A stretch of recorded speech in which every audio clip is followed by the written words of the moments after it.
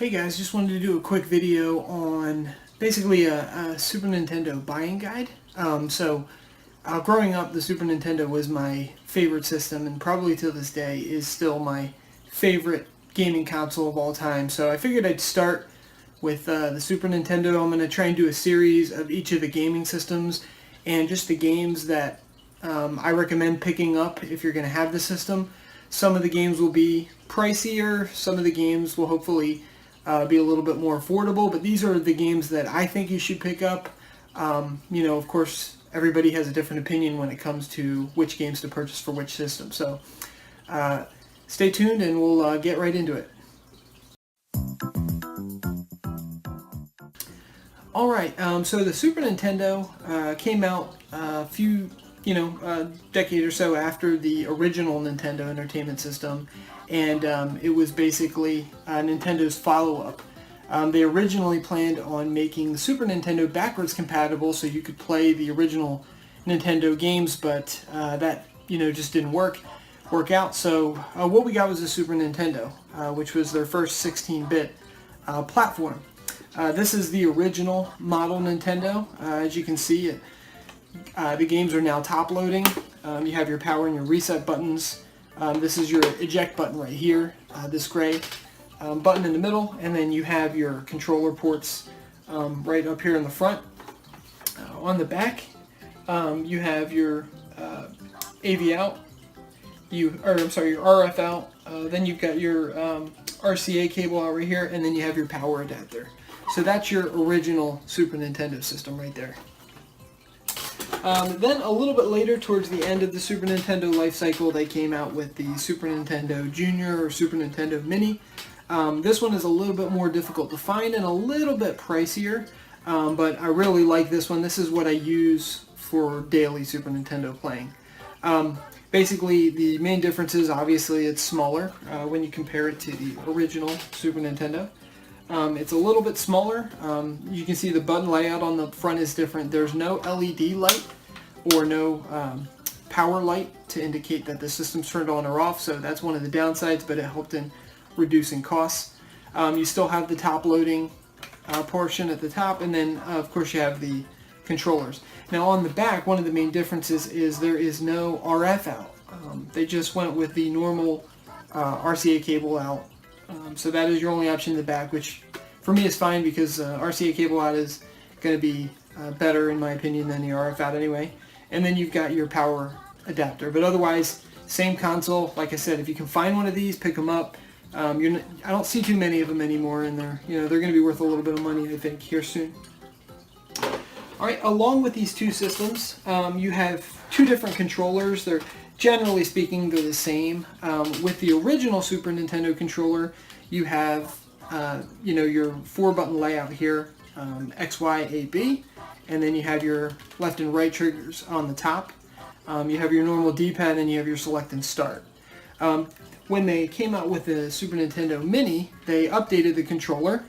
I guess you could call it an update. It's really pretty much the same exact controller, except the main difference is going to be the basically the embedded or engraved Super Nintendo logo right here in the middle. Whereas on this one, on the original, it was kind of like painted on or whatever you call that.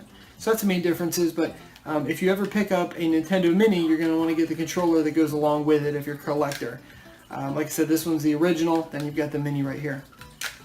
So that's pretty much the systems. You do have things like the Super Game Boy, which I've talked about in previous videos, that allow you to play Game Boy games.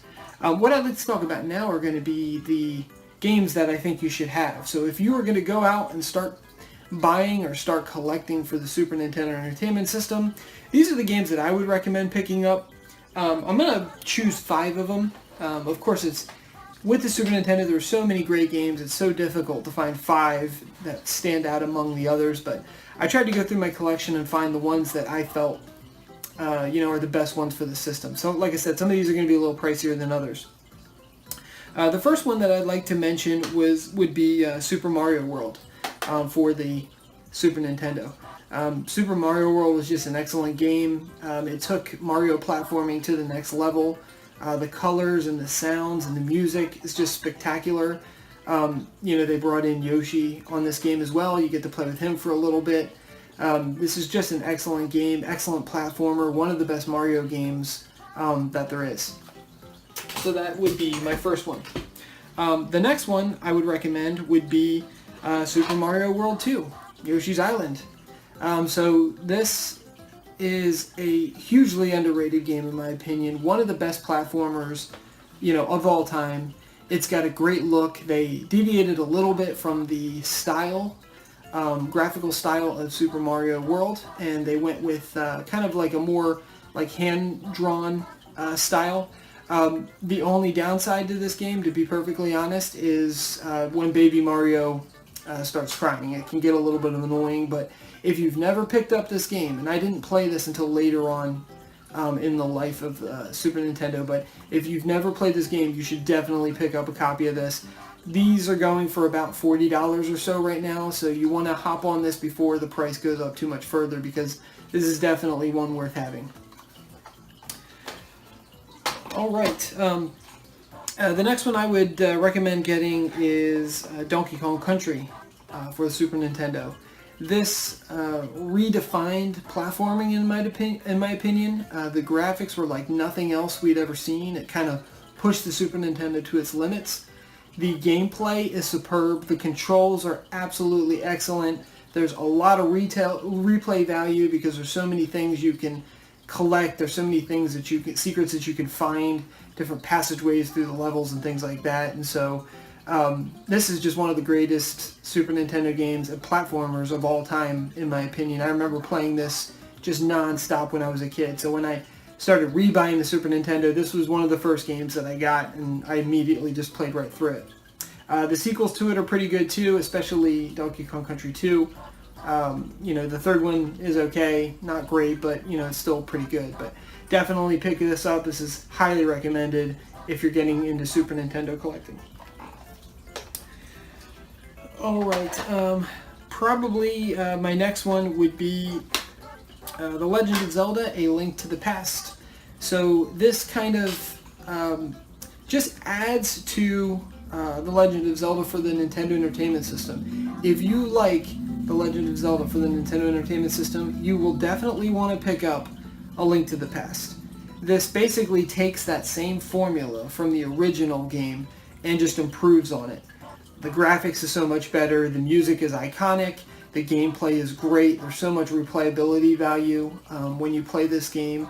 There's so many levels, you've got the light world and dark world effect, and there's just so many new items to pick up and use and secrets to find. This is just one of the best Zelda games, if not the best Zelda game that there is. I have a hard time picking between this and the original Zelda game. They're two of my favorites. But if you're going to be collecting, I would definitely recommend picking up a copy of this. Right now you can get it for about $30 or so, but it is going up. They're a little bit harder to find for a decent price now. So hop on this game, pick it up. You will not you will not regret it if you pick up Link to the Past. Alright, my last game in my top 5 would be Mega Man X. Mega Man series just goes without saying, it's just a great series. Great set of platformers. Mega Man X was kind of a branch off of the main series, and this is just one of the best games for the Super Nintendo Entertainment System, in my opinion. Controls were just perfect. All your different robot bosses were, really cool. There's, different ways to beat them. You can do it in different orders. The game and the final villain battles are, a good bit of difficult, but definitely playable. And, this game is just timeless. You can play it over and over and over again. It's just so good. It just basically makes the Super Nintendo Entertainment System look and feel and act just like you want a game for that system. So definitely recommend Mega Man X. If you can find it, the sequels, Mega Man X2, Mega Man X3, they are much more difficult to find, especially at a good price. So if you find those or run across those at a decent price, recommend picking them up. But this one is reasonable still. You're probably looking at the $40, $50 range maybe to find a good condition copy. But definitely recommend Mega Man X for Super Nintendo. A few other notable games I'd like to mention would be These are not my top 5, but these are pretty affordable games. So if you're starting out and you just want to get a couple good games to play, 2 of these I would definitely recommend. One of them is F-Zero, which is just a racing simulation game. It's kind of a futuristic racing simulation game, but this is absolutely excellent. The music is just timeless. The controls are great. Definitely a good racing game to have. Another one would be Star Fox, which is a flight sim type of game. Futuristic as well, but Firefox used the FX chip for the Super Nintendo. You know, groundbreaking graphics with this game. Just great gameplay, great controls. You know, first party title for Super Nintendo, so definitely worth having. 2 other ones that I would probably mention, a little bit more pricey, is going to be Super Metroid, and then also Mario Kart for the Super Nintendo Entertainment System. Those would be 2 others that I would recommend. If you find, go ahead and pick up, because they're definitely games worth having. So that's pretty much my buying guide for the Super Nintendo Entertainment System. You know, if you're out there and you find these things, pick them up. Super Nintendo games are definitely becoming much more pricey, and it's one of the more difficult systems to collect for, honestly, in my opinion. I tend not to see many games other than sports games out in the wild. People are just buying these games up. So if you see them at flea markets or Goodwill stores or, you know, what have you, feel free, you know, to just go and grab them. But that's my buying guide. Thanks for watching, guys.